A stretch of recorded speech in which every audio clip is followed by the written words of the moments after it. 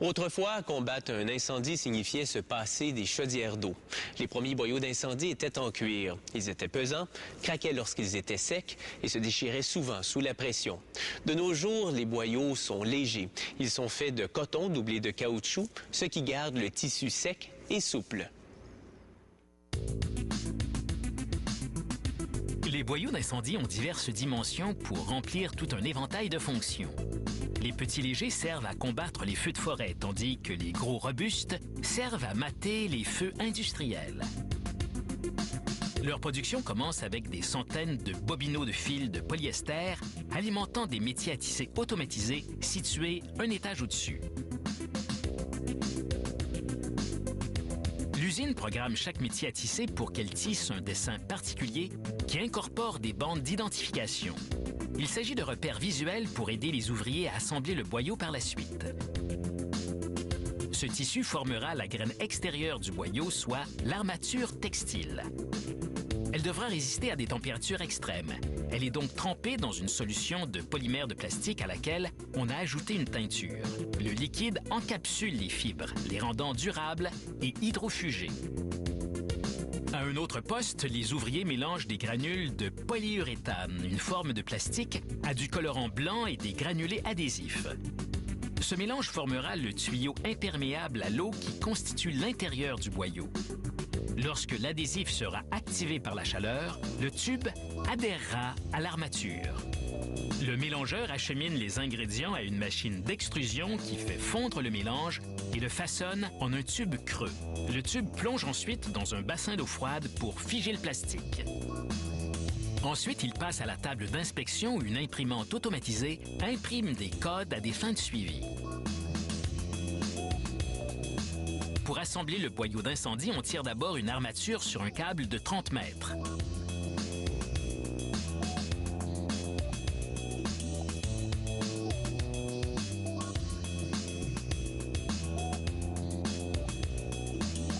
Ensuite, à l'aide d'un autre câble, on insère une autre armature non traitée dans la première.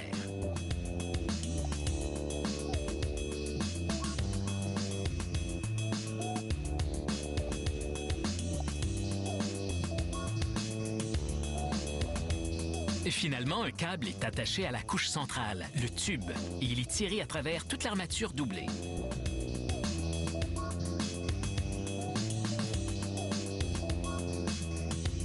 Lorsqu'il est entièrement inséré, un ouvrier coupe les deux extrémités.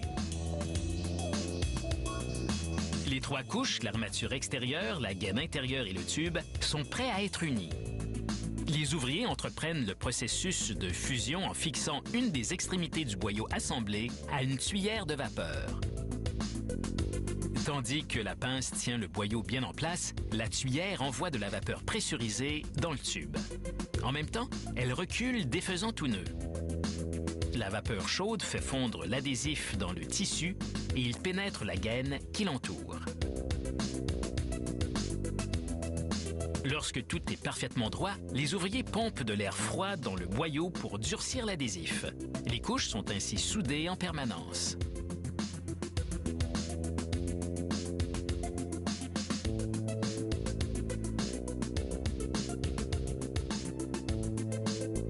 Le boyau enroulé est alors couché sur une table afin d'y installer les raccords. Ce sont les pièces qui permettent de le fixer à l'alimentation d'eau à une extrémité et à la lance à l'autre. Chaque extrémité est ébarbée, puis un ouvrier y insère une douille d'épaulement en laiton coiffée d'un raccord en aluminium. Une machine d'expansion s'occupe du reste. L'extrémité du boyau est fixée solidement à la barre qui jaillit de la machine. Cette barre se rétracte puis prend de l'expansion poussant l'anneau en laiton vers l'extérieur.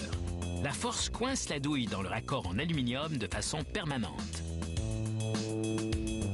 Cette entreprise teste chaque boyau d'incendie qu'elle produit sur cette table en utilisant une forte pression d'eau. Après avoir identifié le type de boyau à l'aide d'un pochoir et d'encre indélébile, les ouvriers le remplissent d'eau. Ils vérifient qu'il n'y a pas de fuite ni de nœud et que les raccords restent bien en place. Après le test, l'eau est évacuée.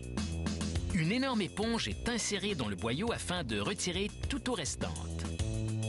Et voilà, ces nouveaux boyaux sont prêts à recevoir leur baptême de feu.